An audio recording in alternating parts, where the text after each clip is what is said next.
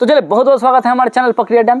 तो जैसा कि दोस्तों आज हम लोगों का चल रहा है फर्स्ट एपिसोड। जैसा कि हम लोगों ने कल बताया था कि हम लोगों ने शुरुआत किया है तो क्यों किया है, तो आइए हम लेके चलते हैं अपना पहला एपिसोड की तरफ। और आज हम चालू करेंगे सर्कल टॉपिक, सर्कल। तो आइए देखते। सर्कल का मतलब समझिए कि सर्कल का मतलब होता है वृत्त। सर्कल इसको बोलते हैं इंग्लिश में और वृत्त बोलते हैं हिंदी में। आप साधारण सी लैंग्वेज में समझिए कि वृत्त क्या होता है। वृत्त कहने से आप ये नहीं समझिए कि बड़का पहाड़ होता है। वृत्त का मतलब सिर्फ इतना समझिए कि आजकल वृत्त का यूज जो है बहुत ही ज़्यादा बढ़ चुका है। खास तौर पे वृत्त का यूज लड़की लोग बहुत ज़्यादा करती है। जैसे मान लेते हैं कि आप हाथ में जो चूड़ी पहन रहे होते हैं लड़की लोग, वो वृत्त है। मान लीजिए कि वो नाक में जो नथिया पहन रहती है उतना बड़ा बड़ा, वो भी वृत्त है। कान में जो इतना बड़ा बाली होता है वो भी वृत्त है। तो वृत्त का एक सटीक एग्जाम्पल हमने दिया।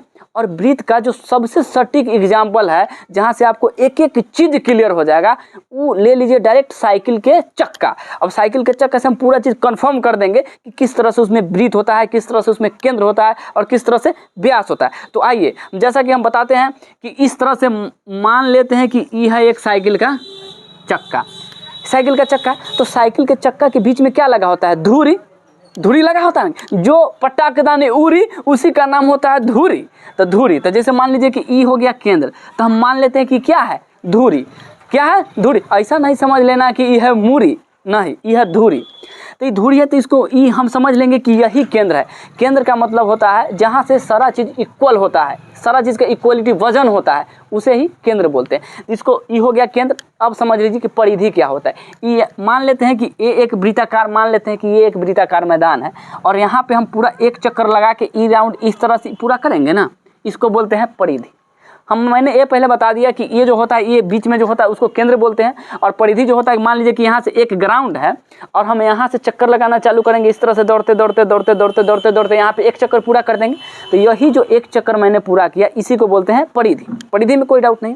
अब समझ लीजिए कि क्षेत्रफल क्या होता है।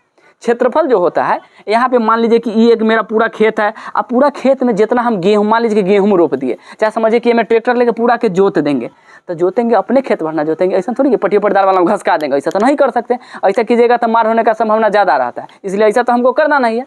तो जितना दूर हम खेत में जो है ट्रैक्टर नचा कर जो मतलब रोप रहे हैं, चाहे अपना धान गेहूँ जो भी रोप रहे हैं, तो यही पार्ट को क्या बोलते हैं? क्षेत्रफल बोलते हैं। तो यहाँ से मैंने केंद्र क्लियर कर दिया, परिधि क्लियर कर दिया, क्षेत्रफल भी क्लियर कर दिया।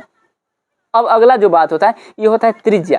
तो केंद्र से परिधि को जो टच करता है ना, केंद्र से जो परिधि को टच करता है जो रेखा, उसी को बोलते हैं त्रिज्या। जैसे मान लेते हैं कि यहाँ पे केंद्र है, तो केंद्र है तो यहाँ से इसको खींच देंगे, ये हो जाएगा क्या? त्रिज्या। आप सिंपल समझिए, साइकिल के चक्का में जो स्कोप होता है ना, वो त्रिज्या होता है। एकदम त्रिज्या का सबसे सटीक जो है वही समझ लीजिए, जो एक स्कोप है वो क्या हो गया? त्रिज्या।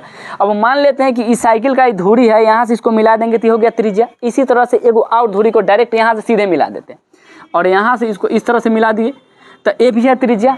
तो ई त्रिज्या आ ई त्रिज्या पूरा हियाँ से लेके जो हियाँ तक हो गया ना, इसको बोलेंगे व्यास। इसको क्या बोलेंगे? व्यास। तो हम इससे एक चीज़ हम समझ रहे हैं कि अगर मान लेते हैं कि केंद्र है, अगर हियाँ से लेके ई अगर 5 सेंटीमीटर है, तो यहाँ से ई भी 5 सेंटीमीटर होगा। होगा कि नहीं होगा? होगा। अगर त्रिज्या 5 सेंटीमीटर है तो हिसाब से हम समझ सकते हैं कि त्रिज्या अगर 5 है तो व्यास समझ लीजिए कि साइकिल के चक्का में जो एगो स्कोप होता है ना, वो हो गया त्रिज्या। और 2 स्कोप के मिला के सीधा जोड़ देंगे इस तरह से, ये हो जाएगा व्यास। यानी कि जब भी कहेगा व्यास तो हमको भी स्कोप फीलिंग करना है पूरा फील के साथ कि व्यास, अच्छा व्यास, अच्छा नहीं लगेगा प्यास, उसी का नाम है व्यास। तब व्यास के मतलब समझेंगे 2 स्कोप, अच्छा 2 स्कोप। और जैसे कहेगा त्रिज्या समझ जाएंगे कि 1 स्कोप। तो हम इससे भी समझ रहे हैं कि त्रिज्या के मतलब 1 स्कोप और व्यास के मतलब 2 स्कोप। तो इससे स्पष्ट हुआ ना कि व्यास जो है से बड़ा होता है और त्रिज्या जो है छोटा होता है। अगर मान लेते हैं, अगर यहाँ से देखिए इसका फॉर्मूला भी किस तरह से निकलता है। अगर मान लेते हैं कि हम लिखना चाहेंगे कि व्यास बराबर है त्रिज्या, तो ऐसा हम कभी नहीं लिख सकते हैं। कहे कि मतलब व्यास और त्रिज्या कभी बराबर होता है? नहीं, व्यास जो होता है 2 त्रिज्या के बराबर होता है। यहाँ तो हम 1 त्रिज्या ना लिखे हैं, तो 2 त्रिज्या होना चाहिए। तो यहाँ पे हम कर देंगे 2 से गुना, यानी कि व्यास जो बराबर होता है 2 गुने त्रिज्या के बराबर होता है। हो गया। यानी कि व्यास, त्रिज्या, परिधि, क्षेत्रफल, मैंने इतना चीज़ आप लोगों को बहुत ही आसानी से क्लियर कर दिया। अब अगला जो बात है आपको हम बता देना चाहते हैं कुछ स्पर्श रेखा के बारे में। क्योंकि आज हम लोगों का पहला क्लास है तो हम लोग कुछ डेमो टाइप से कुछ देना चाह रहे हैं। ऐसे कल से हम लोगों का चैप्टर बाय चैप्टर जो है चलने लगेगा। तो अब हम आपको बता देना चाहते हैं कि स्पर्श रेखा क्या होता है। देखिए, सबसे पहले हम लोग जानेंगे कि स्पर्श के मतलब होता है छू के निकल। स्पर्श का मतलब क्या होता है? छू के निकल। अगर मान लीजिए कि कोई आदमी किसी को छू रहा है तो हम बोल सकते हैं कि आप एक दूसरे को क्या कर रहे हैं? स्पर्श कर रहे हैं।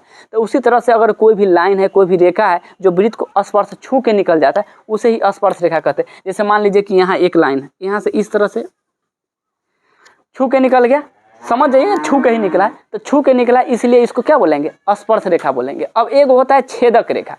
अब छेदक रेखा के मतलब समझ जाएंगे कि जो रेखा पूरी तरह छेद के पार से ऊपर निकल जाए उसे छेदक रेखा बोलते हैं, और जो रेखा भोंक के निकल जाए उसे भोकन रेखा बोलेंगे। समझ रहे हैं कि नहीं समझ रहे हैं? तो जैसे मान लीजिए कि छेदक रेखा क्या हो जाएगा, जैसे मान लीजिए कि कोई रेखा है जो इसको पूरी तरह से इस तरह से छेद दिया। क्या किया? छेद दिया। तो छेद दिया इसलिए हो गया छेदक रेखा। अगर भोंक देता तो हो जाता भोकन रेखा, ठोक देता तो ठोकन रेखा। तो इस तरह से रेखा का भी नाम उसी तरह से डिनोट किया गया। समझ रहे हैं? अब समझ लीजिए कि व्यास, व्यास के बारे में बताएं कि व्यास जो होता है सबसे बड़ा जीवा होता है। अब हम बता देते हैं कि जीवा क्या होता है। व्यास के बारे में बता दिए।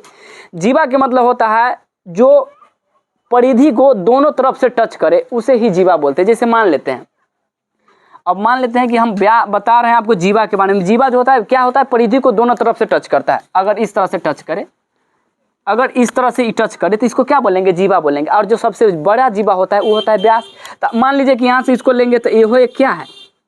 ये हो एक जीवा ही है, क्योंकि इधर से लिया, इधर से सटा और फिर जाकर इधरों सट गया, तो दोनों तरफ सटेगा, इसलिए वो जीवा है। समझ में आ गया कि नहीं? अब इसी तरह से सटाते सटाते सटाते सटाते जब वो केंद्र से होकर चला जाएगा उसको व्यास बोलेंगे। जैसे मान लीजिए कि यहाँ पे केंद्र है, यहाँ पे मान लीजिए कि केंद्र है, आई सटाते सटाते आया, इसमें भी सटाया, जाके इधरों सट गया। तो अब ए से बड़ा कोई रेखा इस पर खींचा नहीं जा सकता है, इसलिए इसको बोलते हैं व्यास, क्योंकि अभी सबसे बड़ा है, अब इसको नहीं लगेगा प्यास, इसलिए व्यास। तो इसको बोलेंगे क्या? व्यास।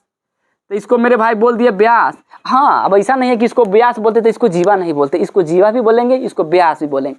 और ई भी हो गया जीवा, क्योंकि जीवा का मतलब होता है दोनों तरफ से टच करना चाहिए। तो इधर से भी छुआ, इधर से भी छुआ, तो दोनों तरफ से छुआ, इसलिए जीवा हुआ। तो इसको बोलेंगे जीवा। इसको क्या बोलेंगे?